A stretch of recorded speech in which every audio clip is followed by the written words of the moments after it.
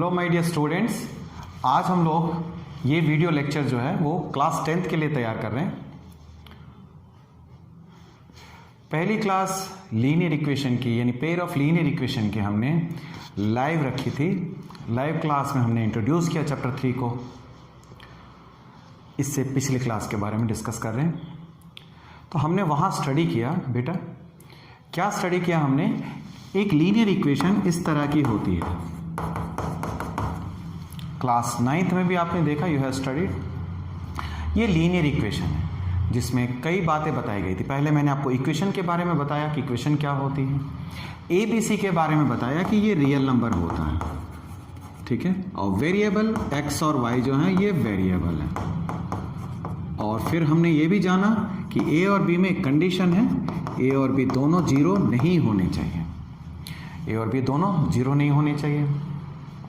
x और y variable हैं। Equation और एक्सप्रेशन के बारे में डिस्कस किया हमने, और फिर उसके ज्योमेट्रिकल और अलजेब्रिक कॉन्सेप्ट के बारे में। यानी एक mathematical equation carries to kind of meanings, one is the algebraic and the other one is the geometric. Algebraic means होता है कि आप एक इक्वेशन फॉर्म करते हो, गिवन कंडीशन होती है, उसमें एक रिलेशन से एक इक्वेशन दिखती है, that is known as algebraic condition. Whereas the geometrical part is dealing with the how you are drawing the graph, उसका ज्योमेट्रिकल इंटरप्रिटेशन क्या है। जैसे आपने 9th क्लास में आपने स्टडी किया, 9th क्लास में ये जाना आपने कि लीनियर इक्वेशन जो एक स्ट्रेट लाइन होती है, इट्स अ स्ट्रेट लाइन। तो आपने उसके बाद लाइन प्लॉट किया।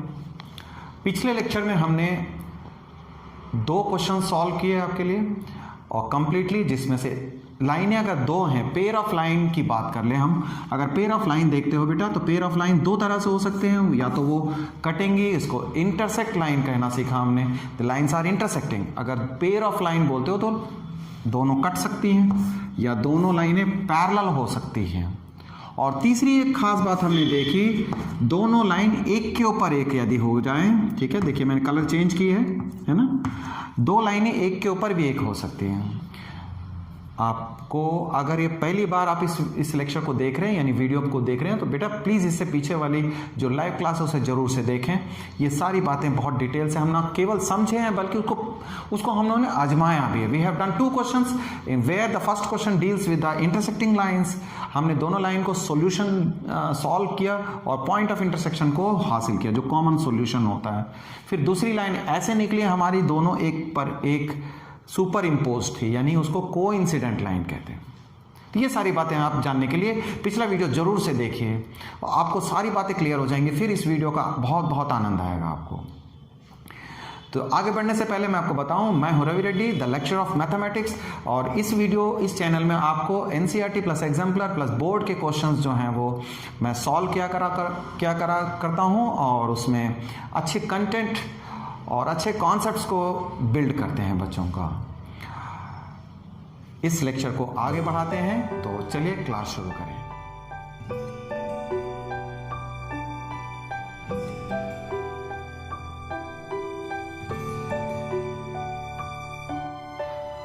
Welcome back. तो बच्चों, हम लोगों ने पिछले क्लास में 2 इक्वेशन को सॉल्व करना सीख लिया। आज हम लोग 3.1 में पहला क्वेश्चन को डिस्कस करने वाले हैं। क्वेश्चन नंबर 1 आपके पास मीडिया में, देखिए आपके पास मीडिया में क्वेश्चन है, आप उसे ठीक से पढ़ें। पहले वीडियो को पॉज कीजिए, उसको ठीक से देखें, फिर हम आगे बढ़ेंगे। पॉज किया आपने वीडियो, ठीक है बेटा, पॉज कर लो, पहले पॉज करके ना। तो आपने क्वेश्चन को जरूर पढ़ा होगा, अगर नहीं पढ़े तो अब भी कहता हूं पॉज कीजिए, पहले उसे ठीक से देखें, स्टडी करें, समझें मीनिंग, फिर उसके बाद आगे। यहां 2 बातों का जिक्र है। सबसे पहले क्वेश्चन ऑफ एज, ये जो है ये क्वेश्चन ऑफ एज है, यानी उम्र, एज वाले क्वेश्चंस का एक खास तरीका होता है। 2 बातें जिक्र किए गए। We are concerning with 2 persons, one is Aftab and the other is her daughter. Age related question is there, तो how we do this kind of question. Age वाले क्वेश्चन में एक कॉन्सेप्ट बताऊं, वर्ड वाले क्वेश्चन, वर्ड प्रॉब्लम है। तो word problem में बच्चों को दिक्कत आती है कि इक्वेशन कैसे बनाई जाए। आपके 9th क्लास में भी था, आपने कम पढ़ा होगा उस बारे में। बट अभी आपको अच्छे से पढ़ना है। पूरी चैप्टर 3 में वर्ड प्रॉब्लम भरे हुए हैं और आपको बहुत अच्छे से समझना और उससे माने डिराइव करना, मैथमेटिकल इक्वेशन को डिराइव करना आना चाहिए। आइए मैं आपका काम आसान कर दूंगा, don't worry. If you are with me then आपको हर तरीके के सॉल्यूशन कराऊंगा बेटे। कॉन्सेप्ट बिल्ड करना एक बहुत बड़ा अप्रोच है मेरे क्लास का। हम सबसे पहले करंट एज को मानेंगे। Let the current age, present age, जिसको प्रेजेंट एज कहेंगे, प्रेजेंट एज ऑफ, है ना, present age of Aftab. Aftab का प्रेजेंट एज कितना है बेटे? x ईयर्स मान लीजिए आप, है ना, ये x ईयर्स माने। हाँ, हर डॉटर की एज क्या होगी? y ईयर्स मान लिया हमने। ये आफ्ताब और उसकी बेटी का एज आ गया, DGST। अब जब ये चीज़ आ गई हमारे पास, क्वेश्चन अगर आप देखते हो, ऐसे क्वेश्चन में हमेशा एक चीज़ का जिक्र होता है, भाई कुछ साल पहले चले जाते हैं हम, कुछ साल बाद चले जाते हैं। यानी प्रेजेंट एज आज से 10 साल पहले ऐसा था जी, है ना, आज से 5 साल बाद ऐसा हो जाएगा। फिलहाल तो लॉकडाउन चल रहा है, कोरोना चल रहा है, ठीक है, लेकिन हम आज से 3 साल पहले जाएंगे तो जाहिर सी बात है उस समय, और 5 साल बाद क्या सिचुएशन है, नो वन कैन नोस। आइए हम आफ्ताब पर रखें अपने आप को। आफ्ताब के बारे में ये बात हो रही है कि 7 years ago, 7 साल पहले, जब 7 साल पहले कहता है, सबसे पहला काम है उसमें रिलेशन दे रखा है। तो सबसे पहले आप आगे बढ़ने से पहले 7 साल पहले पहुंच जाइए दोनों के एज को लेकर के, है ना। Age of Aftab, age of Aftab, Aftab की एज क्या होगी? x में से 7 साल घटा लेना, ठीक है, ये ईयर्स हो गया। और एज ऑफ डॉटर, उसकी बिटिया की एज क्या होगी? y-7, है ना। ये दोनों की एज हमने पीछे पहुंचा दिया। अकॉर्डिंग टू क्वेश्चन क्या कहा गया है? क्वेश्चन में कहा गया है ना, क्वेश्चन में कहा गया है कि ये जो आफ्ताब है, आप देखिए मैं इसे कैसे लिखता हूँ, और ये इसकी बिटिया का एज, दोनों आमने सामने रख दिया मैंने, है ना।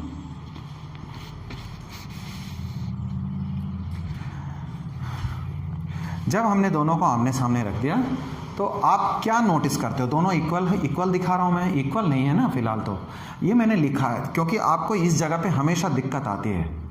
आपने दोनों का एज तो पहुंचा दिया, उसके बाद एज पहुंचाने के बाद अब आप सोचते हो कि यार ये 7 टाइम्स का क्या करना है? आफ्ताब बड़ा है ना, आफ्ताब तो अपनी बेटी से बड़ा है। कितना बड़ा है? कैसे सोचेंगे इन क्वेश्चनों में? आज हम एक क्वेश्चन करेंगे लेकिन अच्छे से करेंगे। तो आइए इस x-7 और y-7,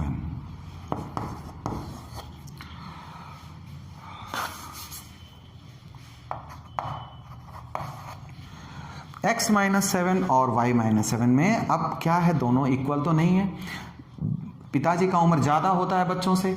अगर ये वैल्यू बड़ी है और ये छोटी है, तो जब इसमें तुम कुछ ऐड करोगे या मल्टीप्लाई करोगे तब ये इसके बराबर होगा। क्यों इतना आराम से समझाया जा रहा है? क्योंकि 7 से मल्टीप्लाई करते तो हैं स्टूडेंट्स, लेकिन 7 को इसी से मल्टीप्लाई कर देते हैं। बीइंग ए टीचर 20-22 सालों से जो देखता आया हूँ, उस चीज़ों को मैं इस वीडियो क्लास में डालने की कोशिश करता हूँ। x-7 यानी पापा का उम्र ज़्यादा है और ये बेटी का उम्र है, तो बेटी की उम्र में आप 7 से मल्टीप्लाई करेंगे। जब भी जोड़ना हो या मल्टीप्लाई करना हो, आप छोटी वाली संख्या में जब मल्टीप्लाई करते हो तब वो बात बराबर होती है। ये बेटी है ना, तो इस तरह से बाप और बेटी के बीच का रिलेशन को मैंने समझाया कि उसको 7 से मल्टीप्लाई करेंगे। अब उसके बाद काम आसान है आपका, 7y माइनस का 49, तो ये अब इक्वेशन का फॉर्म ले लेगा। x-7y, -7 उधर जाता है तो सॉल्व होकर के माइनस का 42 आएगा। ये पहली इक्वेशन हो गई आपकी। x और y में we got a first equation. Now we will consider the case 2.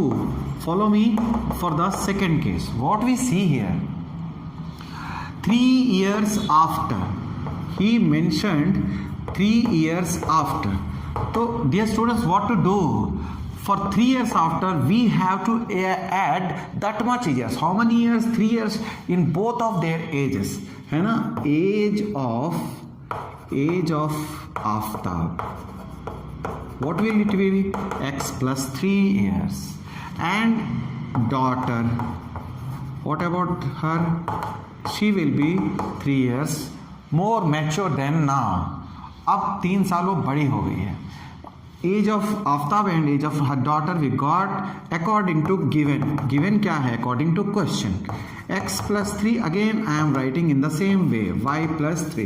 You see, you have to read the question very properly. If you have the book, then it's no problem. Otherwise, you have to study the question at a time and visit it again and again to get more proper understanding. बच्चे क्या है, question को solution देख लेते हैं तो question पे गौर नहीं करते. Again you will stuck up with the same kind of question. तो एक बार क्वेश्चन को ठीक से पढ़ के अपने आप उसकी सॉल्यूशन तक पहुंचो, यानी how to write this equation. अब देखो, अब जो पापा हैं अपने बिटिया से 3 गुना बड़े हैं, वो है ना. अब भी पापा बड़े हैं और बिटिया के एज से 3 गुना बड़े हैं. तो ध्यान रखना, ये छोटी उम्र है, ये बड़ी है. तो छोटी में ही हम इसे मल्टीप्लाई या ऐड किया करेंगे. अच्छी तरह से दिमाग में सेट कर लें. अब फिर बहुत आसान है. जब ये ऐसा हो गया तो हम देखेंगे x माइनस 3y, उधर जाएगा, ये 6 हो गया बेटा. ये इक्वेशन 2 हो गई. इस तरह से हमने सेकेंड इक्वेशन गेट कर लिया. अब ये 2 इक्वेशन यदि गेट हो गई, अब बारी बारी से इन दोनों इक्वेशन से काम है हमें. ठीक है. अब प्लॉट करने के लिए to plot the graph, 4 marks का क्वेश्चन होता है CBSE में. टू प्लॉट द ग्राफ आपको सॉल्यूशंस फाइंड करने हैं. L1, इस लाइन को आप L1 कह दें. ठीक है, लाइन को हम इस नाम से बुला सकते हैं. इक्वेशन 1 इक्वेशन 2 भी बोलते हैं हम लोग. लाइन ये L1 है और ये L2. तो L1 लाइन के लिए कुछ सॉल्यूशंस फाइंड कर लेंगे which you have done in the previous class and in the 9th class also you have studied. What we will do, x minus 7y is equals to minus का 42. एक काम करें, put कर लें बेटे, y की वैल्यू 0 पुट करो. ओहो, बहुत बड़ी वैल्यू हो जाएगी. Put x is equals to 0. हमें ऐसी वैल्यू पुट करनी है जो स्केल में छोटे 6 या 5-6 के आसपास तक रखिए. जब ग्राफ डालते हो तो इन सारी बातों को आज हम इस क्वेश्चन में डिस्कस करेंगे. एक क्वेश्चन बहुत बढ़िया क्वेश्चन, एक क्वेश्चन सीखेंगे, अच्छे से सीखेंगे. x is equal to 0 put करेंगे तो व्हाट आई विल सी, है ना, 0 minus 7y is equals to minus का 42. In this way we get here 6. 5, 6, 7 तक तो हम प्लॉट कर पाएंगे अच्छे से, है ना. प्लॉट तो हम कितना भी कर ले सकते हैं, बट वी हैव टू सी, हमारी कुछ लिमिटेशंस है. जब हम प्लॉट करने आएंगे तो उस दिक्कतों को समझेंगे. अगेन पुट करना बेटा, अगेन पुट करोगे, कुछ ऐसी वैल्यू पुट कर दो ना जो हमें काम आसान करे. y की वैल्यू 5 पुट करिए. क्या सोच के किया मैंने, आप भी समझो मेरे साथ. माइनस का 42, y is equals to minus का 42 है बेटा. ये माइनस का 35 बन रहा है, प्लस का 35 उधर हो जाएगा.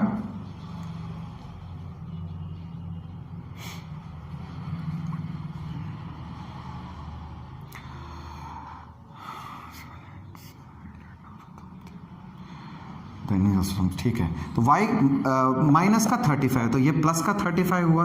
अब ये कितना आता है देखिए, y की value you are getting y is equals to minus का 7. You got it.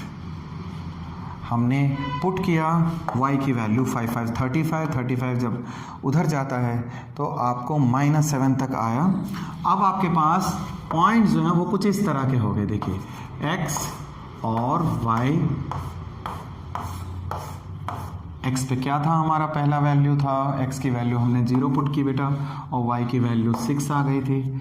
और दूसरे में y की वैल्यू -7, नो ये इट इज़ x है ना, फिर गलती हो जाती. x is equals to minus का 7 and y is equals to 5. यानी पॉइंट जो है वो 0,7 और -7,5 आ गया. -7,5. ठीक है, काफ़ी गैप है इसमें. चलिए अब हम लोग L2 लाइन में डिस्कस करना चाहते हैं. L2 लाइन में डिस्कस करेंगे. x माइनस का 7 और x माइनस का 3y is equals to how much, it is 6. चलिए पुट किया जाए. x is equals to 0 put करेंगे तो क्या मिलेगा, माइनस का 2. और y इज इक्वल्स टू, अगर आप 0 पुट कर देते हो इसमें तो what you will get, x plus 0 is equals to 6, यानी x की वैल्यू 6 आ गई. तो इस तरह से आप देखिए, यहाँ फिर से एक बॉक्स बना लें आप.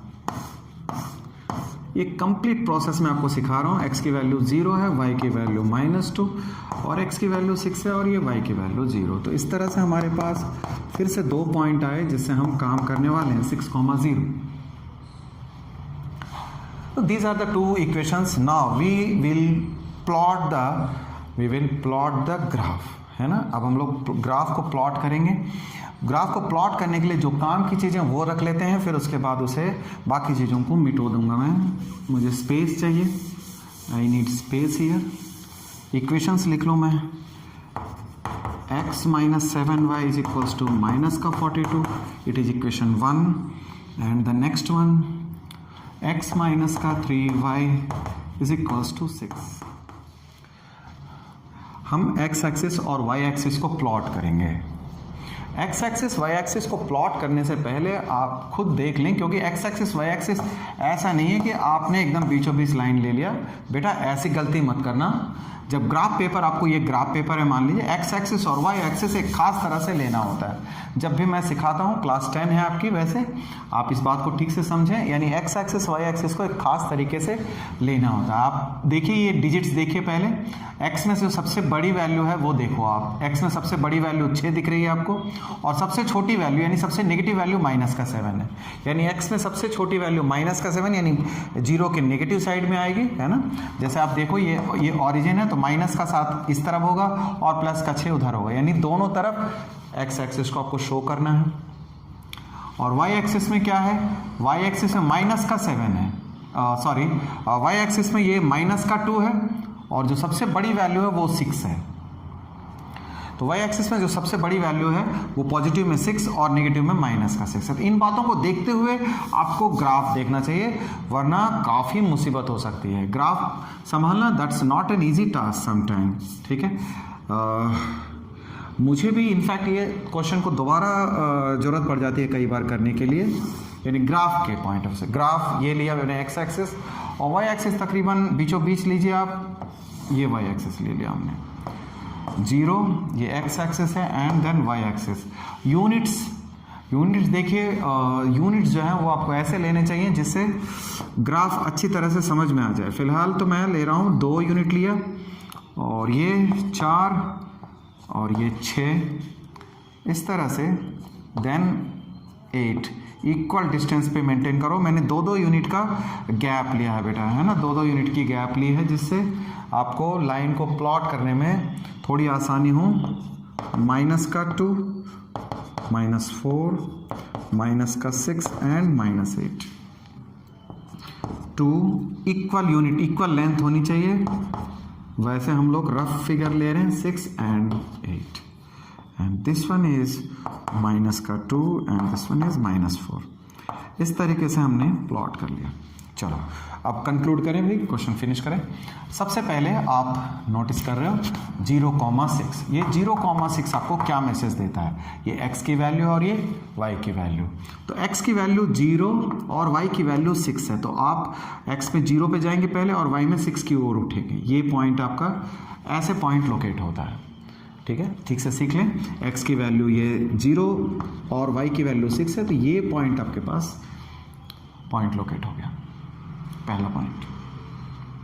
सेकेंड पॉइंट पे आइए, -7,5 है, -7,5 यानी x में -7 है, x में -7 देखिए, ये -6 -7 है, तो यहाँ कहीं होगा।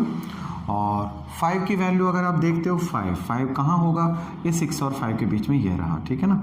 तो आपने करना क्या है, आपने थोड़ी बारीकी से, है ना, इस लाइन को आप करीबन इस तरह से समझिए, और इसे इस तरह उठाओगे तो ये पॉइंट तकरीबन करीब इधर को आ रहा है। ये ग्राफ पेपर है, आप ग्राफ पेपर में बहुत अच्छा कंफर्टेबल फील करोगे।